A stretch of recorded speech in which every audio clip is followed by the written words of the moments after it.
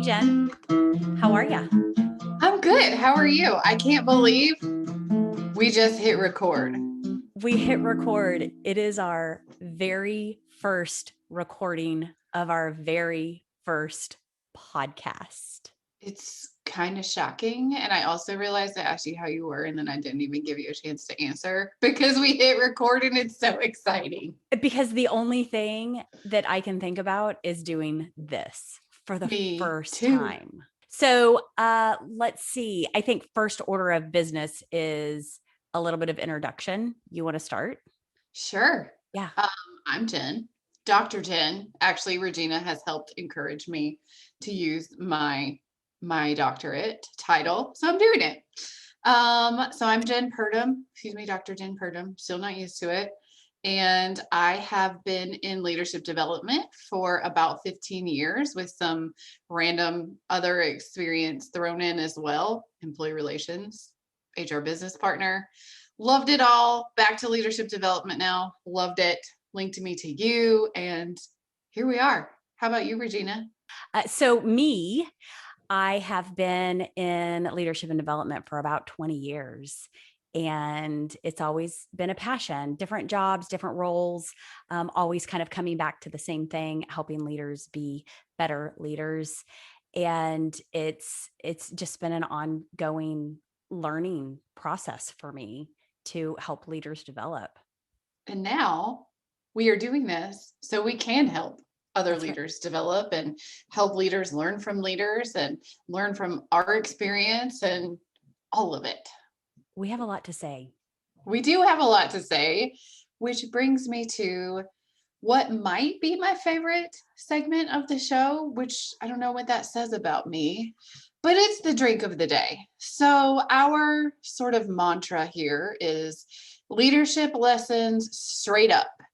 And what that says without saying is we're going to have a drink while we walk you through leadership lessons straight up. So, Regina, what are you drinking today? I am pleased to announce that I am drinking a large unsweet iced tea from Sonic. It makes me happy. And it's Friday afternoon. So that's the perfect thing to have on Friday afternoon. What are you drinking? Well, I got a little more creative this afternoon and I haven't poured it yet. I've been like sitting here with it, but I'm going to pour it right now. A little Sauvignon Blanc. I don't know if you can hear that. Oh, it sounds delicious. I don't know how this audio situation works. And that was I the heard click. it. That was the click to the lid of my super fancy box that it came out of. I expected a bottle. I didn't expect a box. This is me learning audio. It's actually called a brick. Well, and I guess I just said what brand it was. It's Boda Box. So Boda Box, if you would like to sponsor LEADERish podcast, leadership lessons straight up, just, find us at LEADERish podcast on Instagram. It's also new. I love it. I think the first thing we have to do is cheers, friend. We've been working on this for only a month or so, but here we are. Yeah. So cheers. Yeah. Cheers. Here's to a great discussion. And I think today where we want to spend our time and focus a little bit, since this is our first podcast, what are our fears? What are our challenges? Where are we nervous? What are we scared about? Because I think there's a lot there to unpack. What do you think? I think so. Even preparing for just talking about this to people, you have helped me come out of my shell. Not that I really had a shell ever. If anybody knows me, knows that. But for some reason, I'm hesitant to promote myself, and hence this podcast. So here I am this week, like getting so excited about, the format and the content. And like, here's Regina, like on Instagram, talking to people. And every time I'm going, oh my God, oh my God, oh my God, oh my God, oh my God, oh my God. I'm not ready to share it. But in the same time, I'm so glad you did that because it's out there. People are excited and giving us support and encouragement.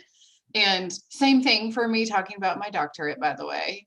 Um, I'm hesitant to talk about it for some reason.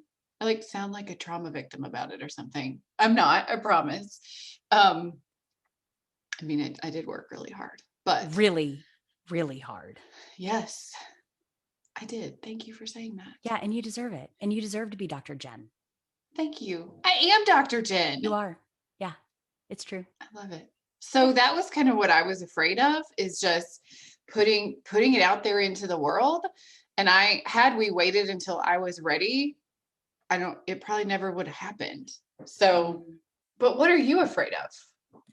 Well, I think I come from it a little bit of a different angle. I don't know if you've ever done the positive intelligence saboteur assessment. I I worked have. I love it. I worked with a coach for about 6 months. She was amazing. And so she asked me to take the assessment, and I am quite the pleaser. Now, I think that the pleaser's kind of gotten me far in life because I try really hard to do really good work, right? Absolutely. The downside of it, though, is that in an attempt to be an over attempt to be liked by people really forces me um, to try to grab their affection and their acceptance. And so the fear for me about doing this is, what if people don't like it? Or what Oh, if we sound Regina. stupid? You know Or what what if we this, don't have good things to say? for sure. You know what this also made me think about? But Your Strengths Finder, which we could do we could do a series on Strengths Finder. yes. Because I love it so much and I know you do too. Um, where is your woo in Strengths Finder? Remind me. So it's definitely in the top 5. It moves from time to time, but it's definitely in the top 5 most of the time. And so is activator. So the two together, they're both really high influence strengths. They fall in the influence category. That's what kind of creates the pleasing, right? Like, I For am sure. a people pleaser. I love people. I want people to love me. And I am scared to death that they won't. And so that plays into this podcast, because what if we do it and it's terrible? What if it's a train wreck? And now we've invited, I think this goes into what I was afraid of too. What if I promote it? Hey, come on this journey with us. And it's a train wreck and it's terrible. Like, Yeah. what if that happens? And then I think you helped me realize, okay, what if it happens? Who cares? Yeah. I mean, and that those were words. I mean, know that, because I'm thinking the same thing. It's not like I'm sitting here going, oh, who cares if it's a train wreck? When I say that to you, I am trying to talk myself out of my fears and my saboteur of pleasing others, right? Because That if it, makes total sense. yeah, So let's talk a little bit about what we're thinking of doing for this podcast. So, kind of all the things we've talked about, not every episode will be the same. right. So, we're opening up right now, just talking about our own journey as we're kind of launching this right this moment. We are thinking of guest speakers, Yes, leadership book reviews, you bet. all kinds of things. What else? Well, I think as a certified MBTI practitioner, I love MBTI. I Yes. love to talk about preferences and how that plays a role, especially in your career and your leadership journey. I love to talk about the blind spots that come with the different preferences. So that's fun for me. Oh, definitely. We And I both love Strengths think, Finders. yes. I was just going to say, if you're listening and what are they talking about? We've mentioned positive inventory, Positive intelligence. positive intelligence, strength finder, Yeah. MBTI. Some of you may be familiar with the Enneagram. Everybody seems to love it. Yes. And so this is what we do in our jobs a lot. We lead groups through in corporate America through different assessments. And so we Mhm. have a lot of years of experience with these assessments, are certified in certain ones of them. So we can help people that may be interested navigate in maybe taking the assessment and or interpreting your results or something like that. I think another thing we've talked about is when we do have guest speakers on, having them share leadership lessons that they've learned the hard way Yes. and all sorts of other things. Yeah, I don't know about you, but when people talk about their successes, it's almost like I'm like, "Yep, yep, okay, whatever." But when they talk about how they failed and what they learned from it, I get that. Like I really that's what impacts me is when people get personal and vulnerable and chat about that, right? I The ickiness. I've also learned that in my career. In fact, just this week helped with a segment. There's a panel of leaders talking about their own career journeys and where they may have made a mistake and what they learned from it. And we got so much great feedback from that. So I wonder if we want to share something that we've learned the hard way for our first episode. I have Mm, something in mind. I can share if it will give you a moment to ponder. do it. Okay. I think in my career, one thing that I have really learned the hard way is chasing after a title and a looks good on paper role, even when I had in the back of my mind, this may not be a great fit for me, but it looked good on paper. It was my first like management role, sort of, and corner office overlooking Nashville, Ooh. management title, huge raise, and I was miserable for every year, 1 year exactly of that role.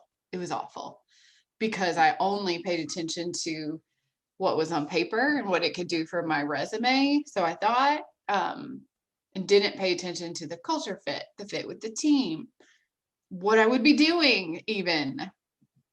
And I am thankful that I learned that lesson early on in my career because now I know I need to be fulfilled. Mhm. And that's a whole different set of things to look for in your career. Yeah, that's a really great lesson. Thanks for sharing that. It hurt for a year. A whole year of misery. Yes, yes, Oof. ma'am. A whole year. Yeah, I can't. I can't imagine. What about you? What Okay. what can you think of? So I think the thing that comes to mind is early in my career, and probably actually up until like the midpoint of my leadership journey, I was very directive. And I've always been, it's always come easy to me, like leadership development and what people should do. um, Are that's you saying you're always, bossy? yes, ma'am. That's always come easy to me. And so for me, I was very directive for the majority of my career. In fact, I remember I started out training in call centers, and I was entrusted to train and lead 15 people for 6 weeks. And I was stuck in a room, a small room with these 15 people, 8 hours a day. I even had a 4 p.m. to 1 a.m. shift. Oh, wow. I know, right? And being directive did not get me very far. It actually created a lot of enemies. And I have a pretty strong personality. And so I reasonably quickly learned how to coach and learned how to pull people along and pull them up and get them to where I needed them to be, but them getting themselves there, right? Like, Yes, good leadership lessons. I love the language you're using because yeah, it's it's it came down to like asking questions and getting almost making what I was thinking their thought, but it got them there. And because it was their idea, they were invested. What I didn't know early in my career is by telling someone what to do created zero investment. That's a great point and a good lesson to learn early in your career. And one that a lot of people only learn the hard way, whether you're micromanaging or whether you're just kind of being an ass or whatever that looks like. You learn quickly that it doesn't work, and then it makes everybody miserable, including you and probably your family, because you're probably bringing that stress home as well. Yes. Um, yeah, that's a good one to learn early. Yeah. And if you're listening, you can look into like servant leadership and Mm-hmm. making sure you're not micromanaging and making sure you're coaching and developing your team from the beginning and not feeling like you have to tell people what to do. I think a lot of new managers think, oh, I've been put in this position because I'm supposed to have the answers and know what to do. And so they act that way. Yes, They operate from that framework. I did. Exactly. I think I did too in my first management role. And then you learn quickly. That's not going to get you anywhere. And it actually ends up doing so much harm to your reputation as a leader, because then not only do you have team members who probably aren't speaking very highly of you to their peers and even some of your peers, number one, but number two, the work output on the team is definitely not where it needs to be. Yeah, because you're not managing by objectives. I mean, you Yeah. may think you are, but you're not empowering and inspiring people to do the work at all. Yeah, Um, I think the thing that helped me the most was learning how to coach. And there's an art to coaching, right?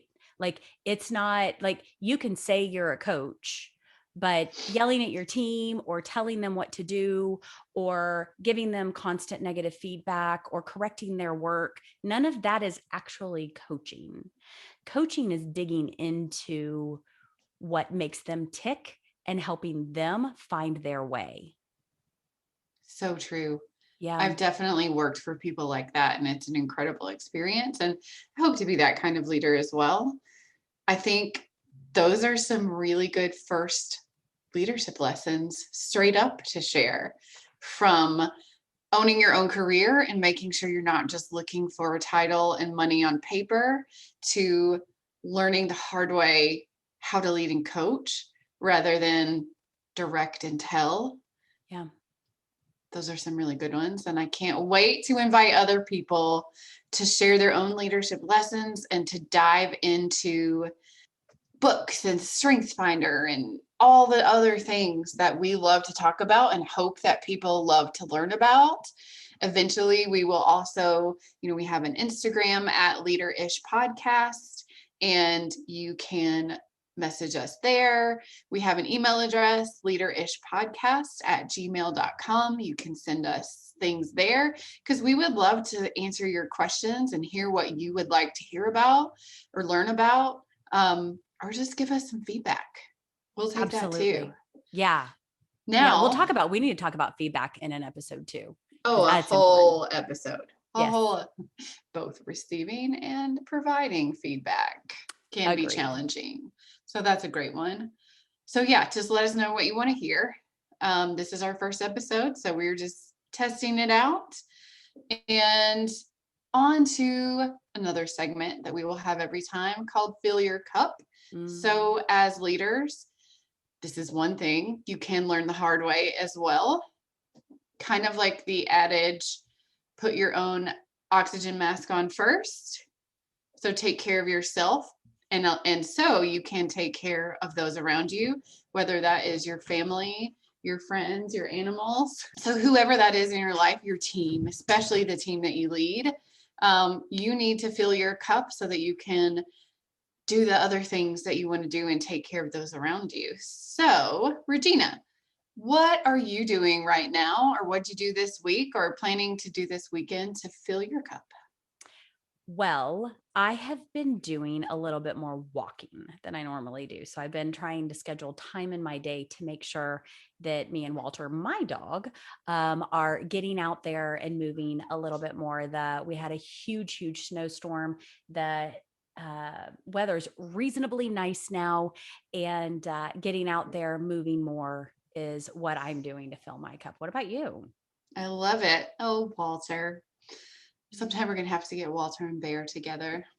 They'll love it. I know. So I same kind of thing. It was 15 degrees last week. It was 65 degrees this week. So I also got out and walked the dogs a little bit. I also went to Pilates some, and I have this group of friends, and we get together and we watch The Bachelor. And Really? really, I know everybody is shocked that I watched that. And I'll tell you, I had never, it's on like season number 2700, Huh. and I had never seen it before ever. So I go to spend time with this group, and we really just make fun of and laugh the whole time. Um, and so I go last night, went and we drank wine and we ate, we laughed and we bought things online and we had a blast. So that group always fills my cup. So that's what I have been doing. That's awesome. The Bachelor. I know it's a very guilty pleasure. Oh, I love it. Sounds great. Well, holy moly. I think one thing we both did to fill our cup this week is this. We hit record. I can't believe it. We did. Please let us know what you want to hear. And I do have a couple credits, even for our very first episode. So special thanks to our music designer, the one, the only, my hubby, Tom Purdom. The little catchy jingle that you are about to hear and that you heard in the beginning was written by Tom Purdom. Proud wife right here. And thanks to a good friend, Lee, for helping us get to the leadership lessons straight up part. Lee, you contributed to the alcohol in the show today. So I'll be sure and give you plenty of hugs. She hates hugs, so I'm going to give her lots of hugs. And then let's also make sure that we give credit to our friend David, who gave us amazing podcast advice. That is a great ad. Thank you so much, David. And thank you for the advice still to come. All right. That's it. Cheers.